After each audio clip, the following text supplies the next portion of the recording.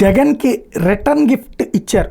ఏదైతే మొన్నటిదాకా జగన్కు ఉన్నటువంటి అంటే క్రిందటిసారి తను అధికారంలోకి వచ్చాక జరిగినటువంటి పరిణామాల్ని దృష్టిలో పెట్టుకుని జరిగినటువంటి ఒక విచిత్రమైనటువంటి అంశం. తాను అధికారంలోకి వచ్చాక ఏదైతే పంచాయతీల సందర్భంగా అయితే గట్టిగానే ఎవరి దోవన వాళ్ళే నామినేషన్స్ వేసుకున్నారు, గెలుచుకున్నారు.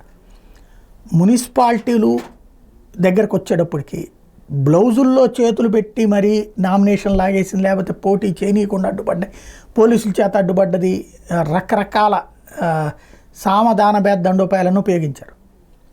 ఇప్పుడు అదే రివర్స్లో పవర్ని కసిగా వాడితే ఎట్లుంటుంది అన్నటువంటిది సాగునీటి సంఘాల ఎన్నికలు. అప్పట్లో అంత చేసిన జగన్కి ఫైనల్గా వచ్చేటప్పటికి ఒక 3 మున్సిపాలిటీలు వాళ్ళు గెలుచుకున్నారు. ఆ తర్వాత ఒక 2 మున్సిపాలిటీ అంటే మొత్తం 5 మున్సిపాలిటీ దాకా వాళ్ళు గెలుచుకున్నట్టయింది. సరే, కార్పొరేషన్లు, జిల్లా పరిషత్తులు ఇవన్నీ వెళ్ళవచ్చు. అదే సందర్భంలో ఒక 20% దాకా మండల పరిషత్తులు కూడా తెలుగుదేశం పార్టీ గెలుచుకోగలిగి. ఇప్పుడు సాగునీటి సంఘాలు 0.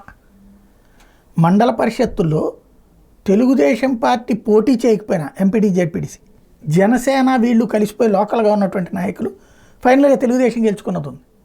బట్ సాగునీటి సంఘాల్లో ఎక్కడుంది వైఎస్ఆర్ కాంగ్రెస్ పార్టీ?